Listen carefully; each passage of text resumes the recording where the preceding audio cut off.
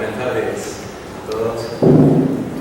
Agradecemos de corazón la oportunidad que nos dieron de participar de este encuentro de almas amigas, como se da hoy, donde todos nos conocemos, se disfruta de una forma realmente muy especial.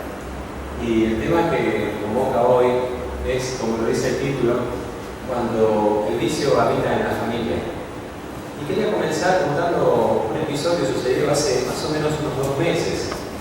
Yo me encontraba en la escuela donde trabajo y estábamos haciendo un curso medio raro, una especie de mezcla entre aprendizajes vinculados a la tecnología con cuestiones morales. Que en realidad, debo confesar que el interés principal eran las cuestiones morales, pero había que engancharlo por algún lado. Y bueno, como más o menos algo de cómo por ahí me doy maña, entonces bueno, me fui enganchando a los chicos y nos reuníamos los lunes a la mañana, los viernes también, y tratábamos cuestiones morales. Hablábamos de temas relacionados con la adolescencia, entre otros. Y el primer día lo que se me ocurrió fue tratar el tema del bien y del mal. ¿Cómo hacer para diferenciar el bien del mal? ¿Cómo reconocer en mis acciones aquellas cosas que me orientan hacia el bien o me orientan hacia el mal? Y bueno, entre comentarios, idas y vueltas, mate de por medio, uno de los chicos parece tener una solución al problema.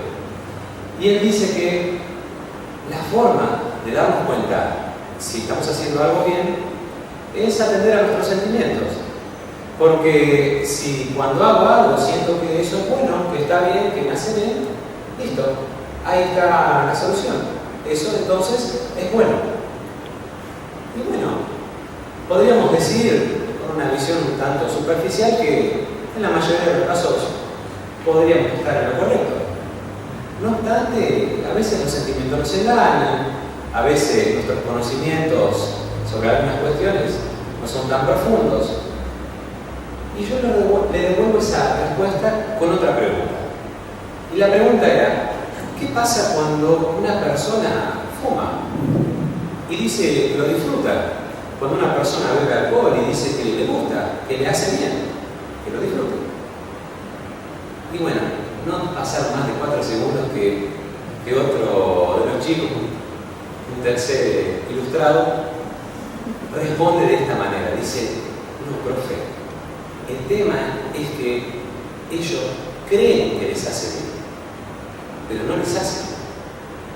De alguna forma se lo creen, pero no les hace. Y para mí fue fantástico, porque en esa respuesta estaba encerrada una profundidad tan grande acerca de los mecanismos de la conducta humana que era fantástico. Quién sabe si no trayendo a esta criatura del pasado, ¿no? Un pasado muy lejano. ¿Y qué son los vicios de sí? Los vicios vendrían siendo conductas dañinas que se hacen hábitos, y hay un hábito de una actitud dañina que perjudica en primera instancia a la persona que lo practica y en segunda instancia, no menos importante, a terceros.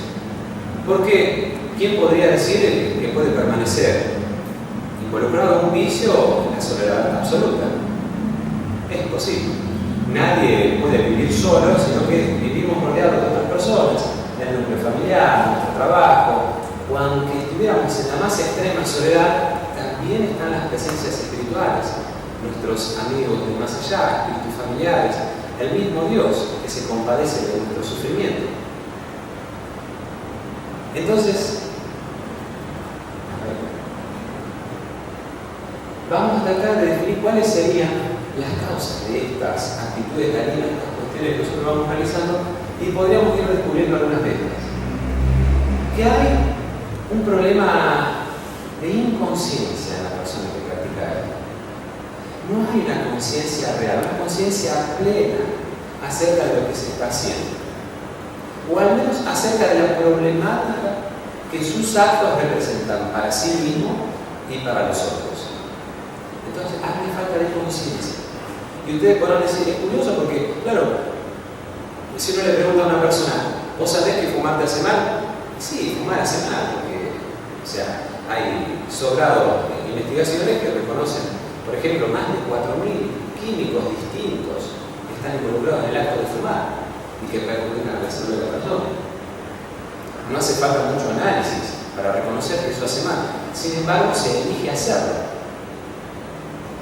No hay una conciencia plena. Se sabe, pero no se tiene una conciencia plena acerca de esa situación, de esa problemática.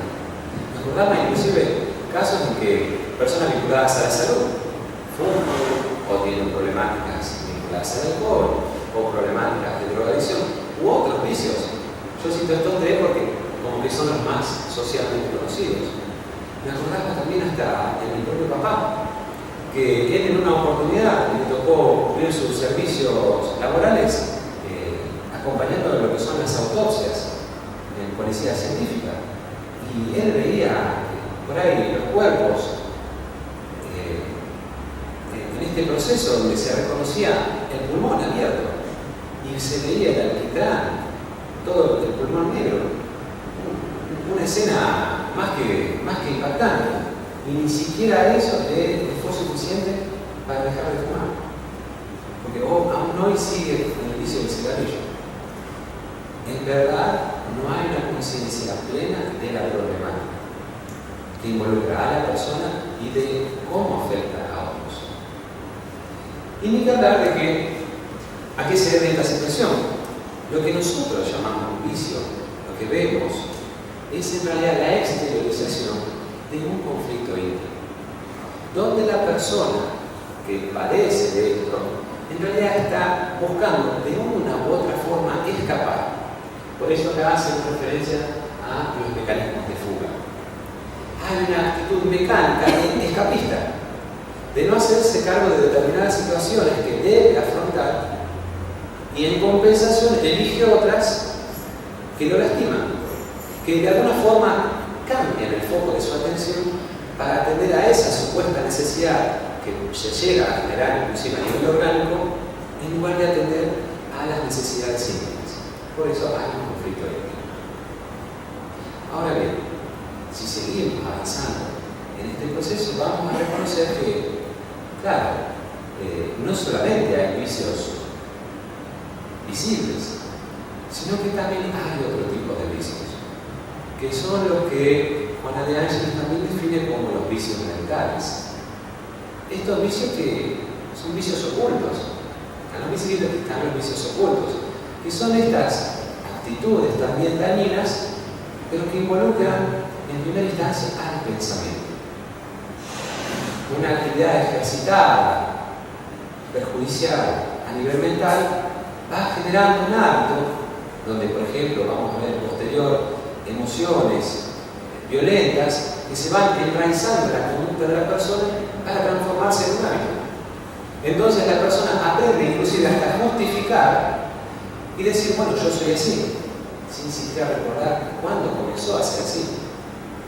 Muchas veces el origen de estas problemáticas provienen de otras vidas. Cuando nosotros, aún imperfectos, no logramos resolver las cuestiones que provienen de una vida anterior, débitos en los cuales nos vemos involucrados, se hace necesario de una u otra manera resolver la cuestión. Y sí o sí tenemos que resolver. Y para eso están las leyes divinas, donde a veces uno comete errores y no puede resolverlo en la vida presente, se hace necesario transferir ese débito hacia las vidas futuras. Y por eso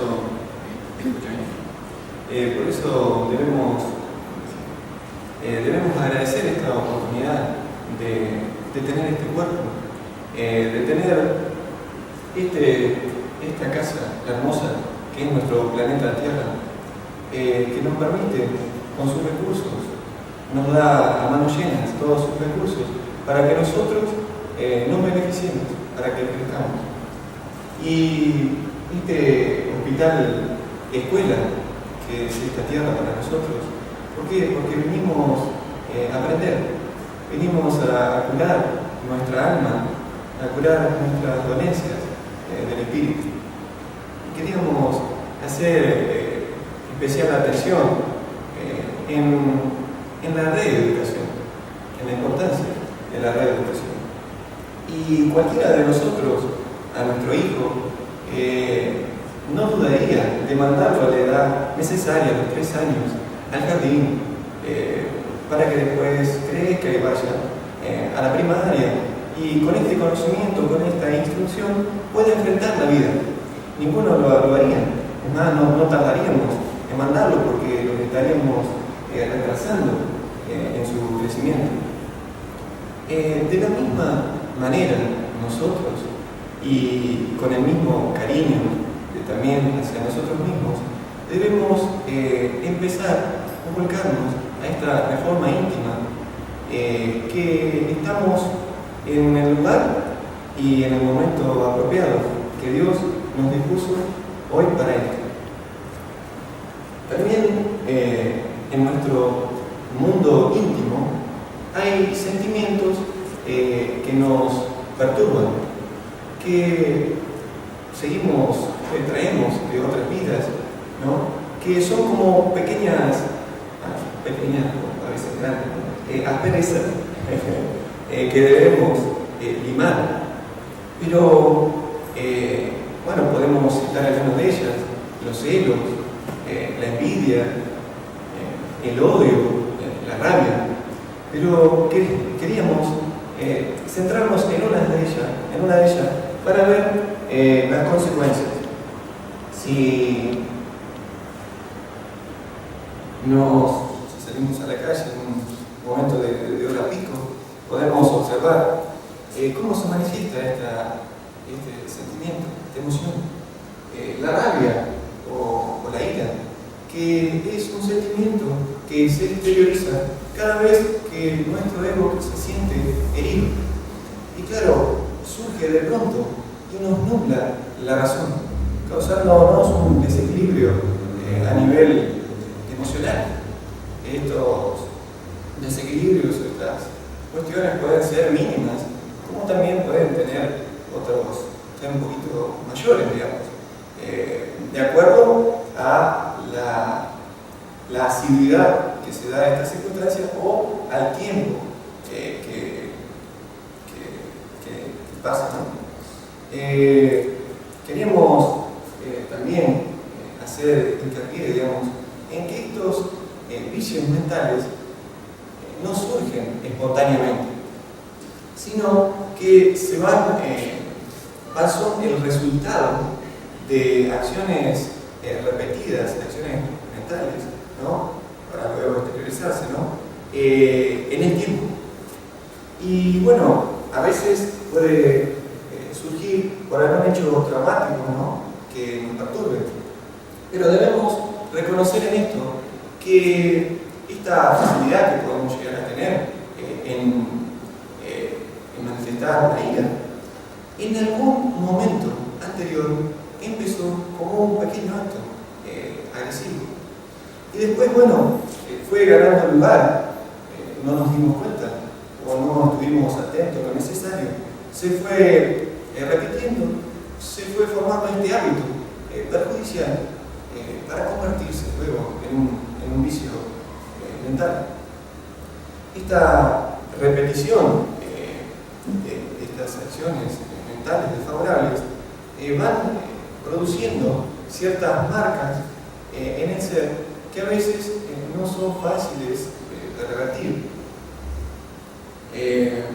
Por ejemplo, cuando la rabia se manifiesta, se produce a nivel orgánico una descarga de adrenalina y cortisol fuerte en el sistema circulatorio, y esto afecta al sistema nervioso central, provocándonos esta agitación, esta ansiedad, donde también fluye la mayor parte de la sangre a nuestro torso, porque si necesitamos, por alguna cuestión, reaccionar ante la situación.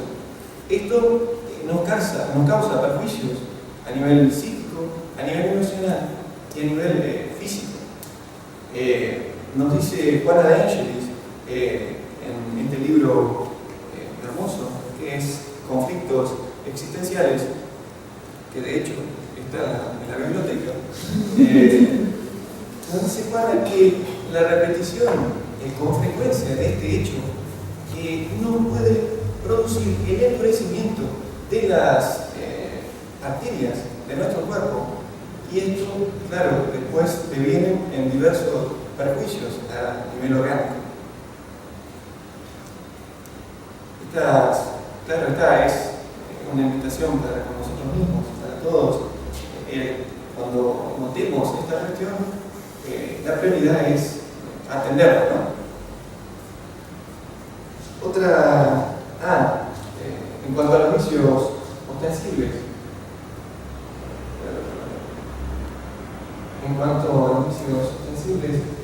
queríamos, o visibles, queríamos tomar un ejemplo para ver las consecuencias también. Y este ejemplo no es netamente un caso de alcoholismo, de drogadicción, sino nos pareció más oportuno citar un ejemplo de una persona que en lo cotidiano, a nuestra visión, no pasa desapercibida, que hasta también puede tener cierto prestigio social, ¿no? Como es el caso del ejemplo que vamos a tomar de este libro psicografiado por Chico Xavier, dictado por André Luis, en Nuestro Hogar, que es muy lindo, por cierto. Pero antes de entrar y de introducirnos con André Luis en esta historia, queríamos remarcar este concepto del perispíritu, y acá tenemos la diapositiva al respecto. Este perispíritu o cuerpo espiritual, digamos que sería el nexo entre el espíritu y el cuerpo, este envoltorio semimaterial que nos acompaña y que, como ustedes pueden ver, el espíritu tiene la misma fisonomía. Digamos, cuando nosotros desencarnamos, conservamos la misma fisonomía y nos podemos mirar e identificar. Puntualmente queríamos destacar es que este cuerpo espiritual es el archivo del alma. ¿Por qué? Porque lleva plasmado en él cada uno de nuestros accionarios. Es como un registro inconfundible de lo que hemos hecho en la vida. Ahora sí, con esta cuestión vamos al ejemplo, digamos, que nos trae de este amigo André Luis en Nuestro Hogar. Bueno, esta es una foto sacada de la película Nuestro Hogar, bueno, que hemos disfrutado también acá en el cine de la casa. Y bueno, André Luis es rescatado de estas zonas inferiores por Clarencio y algunos espíritus enfermeros, y es trasladado al hospital espiritual. Ahí se encuentra Clarencio y el médico, el cual, bueno, lo pasa a revisar, lo mira su cuerpo espiritual, y después de observarlo, le dice: es de lamentable, amigo, que haya llegado hasta aquí a causa del suicidio inconsciente. Y se sorprende, André Luis dice: no, debe haber una equivocación, porque yo no me perjudiqué, al contrario, estuve luchando 40 días en el hospital, recibí 2 operaciones a nivel para liberarme de este problema de la obstrucción intestinal. No, debe haber un error. Y el médico espiritual, con toda la serenidad y el cariño, le dice: quizás mi amigo no ha analizado con detenimiento la cuestión, y a partir de eso le empieza a describir puntualmente, con vocabulario médico, yo no lo voy a hacer, ¿no? Con detalles, todo lo que él observaba en el perispíritu, estas secuelas que se veían en el perispíritu, en este archivo del alma. Y después de hacerle descripción, le dice: esto, amigo, es porque usted se ha dejado llevar por cuestiones liviandades a nivel sexual, que lo llevaron a contraer esta enfermedad, que es la causa central de su desencarnación.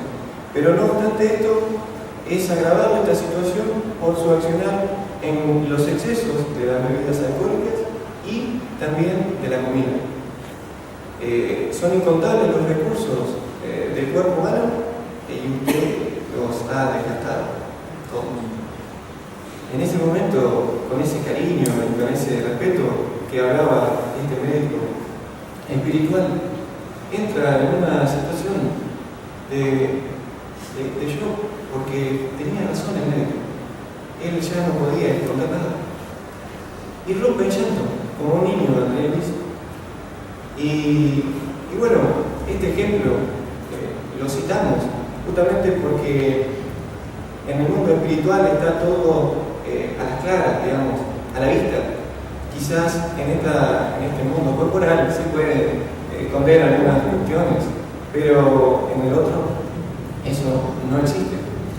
Queríamos citar este ejemplo no solo por el tiempo que, nuestro amigo Andrés Luis, que siempre es tan instructivo, gracias a él hemos aprendido tanto, no solo hemos por ahí dejado de vivir esos años, hemos dejado de volcarnos al cuidado de nuestra familia, de nuestros seres queridos, amigos, sino también en lo social, ¿no? Hemos dejado de utilizar ese tiempo en beneficio de otros. ¿Por qué? Se nos limitó el tiempo, nos limitamos el tiempo. No obstante esto, queremos marcar también que las secuelas siguen a nivel espiritual y estas debilidades a nivel perispiritual se van a marcar en el próximo cuerpo, ¿no? Justamente en aquellos órganos que habremos afectado. Claro, estos hábitos que están tan arraigados en nosotros, algunos más, otros menos, no se pueden cambiar de un día para el otro, pero digamos, la invitación es que nos atendamos. Si nos disponemos con buena voluntad y pedimos la necesaria ayuda, los vamos a poder superar. Si tenemos este objetivo claro, lo lograremos, porque querer es poder.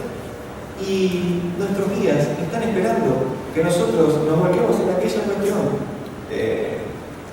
cuestión que nos está haciendo mal. Está esperando que oremos también para ayudarnos, para inspirarnos ideas en este sentido. Todo, digamos, confluye, amigos espirituales, familiares, para asistirnos en esto. Así que, bueno,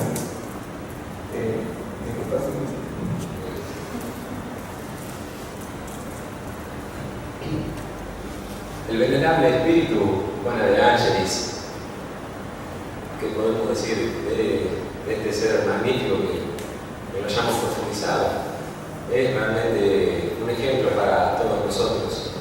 Y en estos últimos años le tocó también la noble misión de ser guía espiritual de Divaldo Pereira Franco.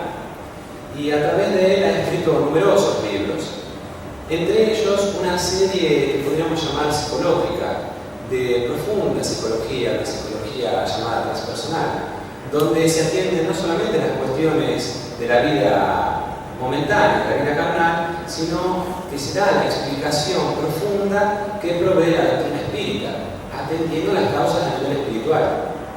Y en este libro, que es uno de los que más utilizamos para armar la charla de hoy, que es Conflictos Existenciales, ella toma una metodología donde aborda cada uno de los conflictos desde tres puntos. Uno, analizando las causas.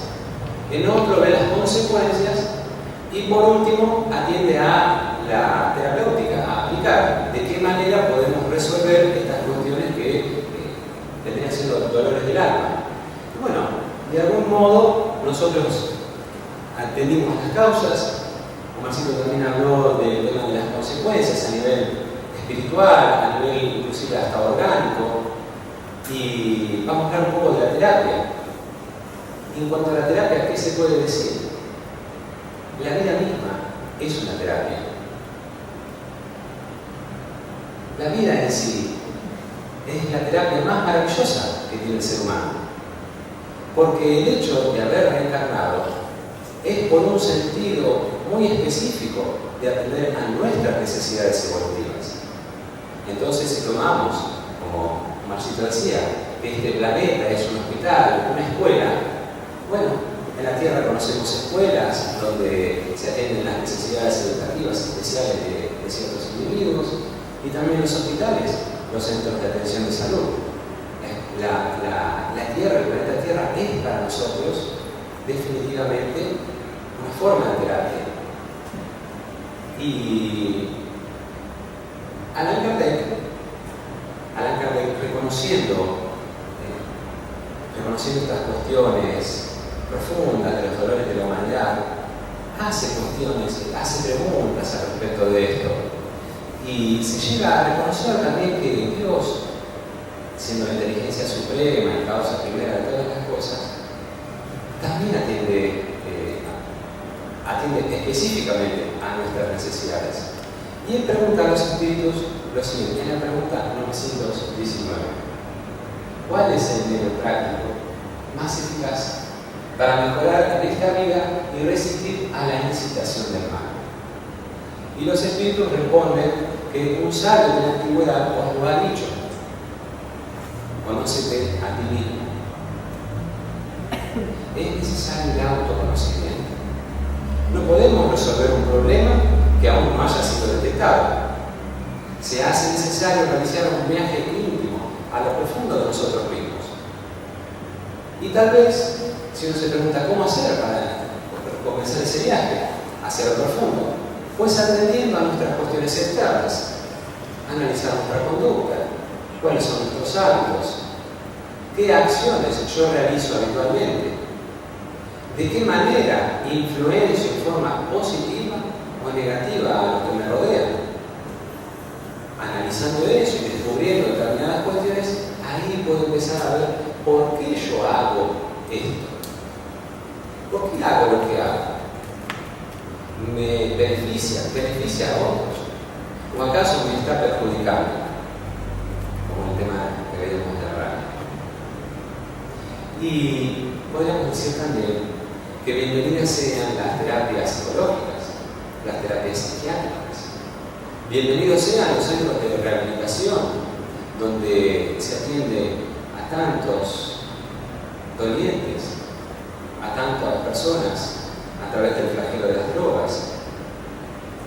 ¿Qué pasa cuando nosotros tal vez no somos profesionales, no tenemos la capacidad de atender con tanta rigurosidad analítica o médica? ¿Será que no podemos hacer nada? No, no es así. ¿Quién de nosotros tal vez no tiene un conocido, un pariente cercano, lejano, un amigo, alguien del trabajo, enfrentando una situación de dificultad, que nosotros, pudiendo reconocer mediante estos recursos que la doctrina espírita nos provee, algún que otro vicio, ya sean los ostensibles, los visibles o algún vicio íntimo? Y ahí está la oportunidad para acercarnos también, para ser de algún modo modelos a seguir, ínfimos, mínimos, humildes, pequeños, pero impulsando también la actitud benéfica en otros. Es necesario acercarnos también al dolor ajeno y utilizarlo, ¿por qué no?, como una terapéutica para nosotros mismos.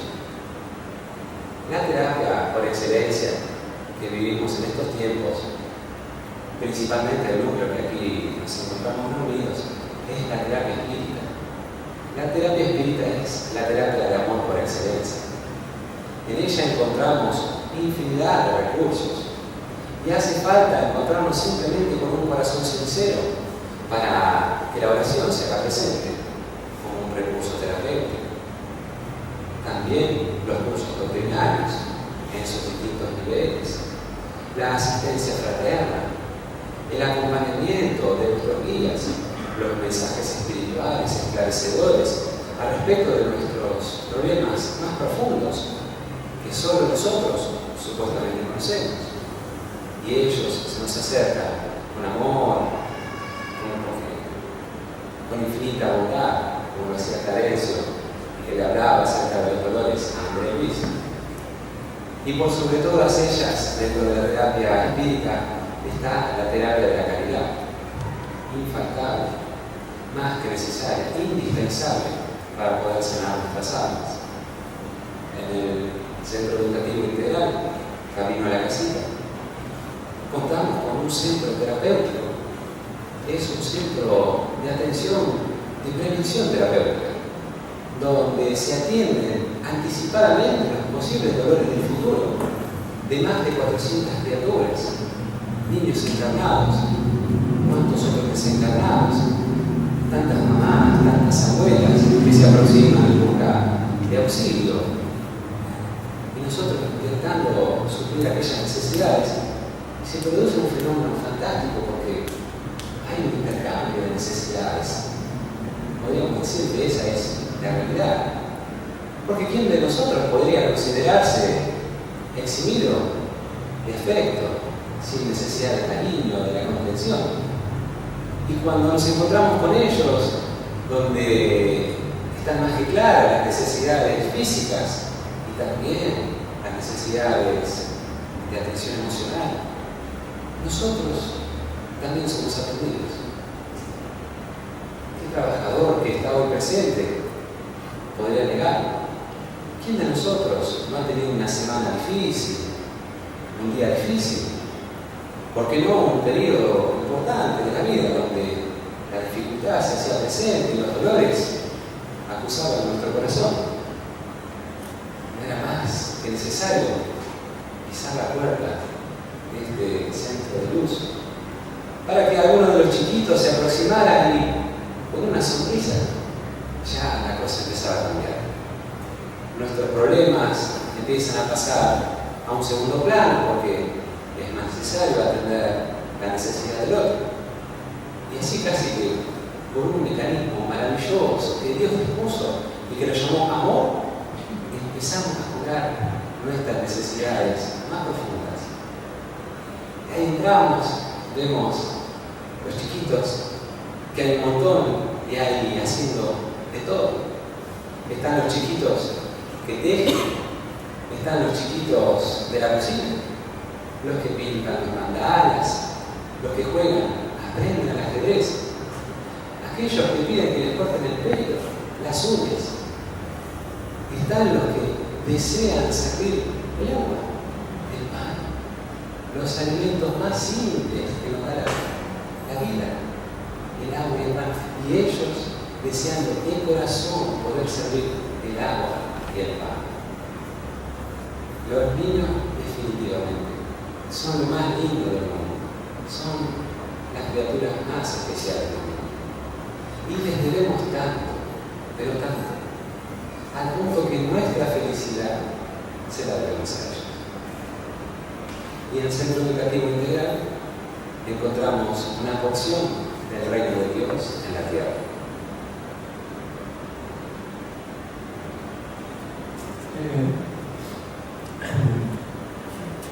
Como se llama esta descripción, esta película tan hermosa que nos describía Cristian.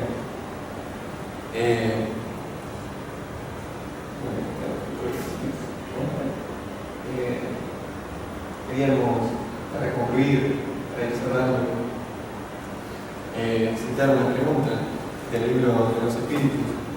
La pregunta la que Kardec formula diciendo: ¿cuál es el ejemplo más perfecto que Dios ha puesto en la tierra para el hombre, para servirle de modelo y guía? Y los espíritus nos contestan: mirad a Jesús, ved a Jesús. Jesús es el terapeuta por excelencia.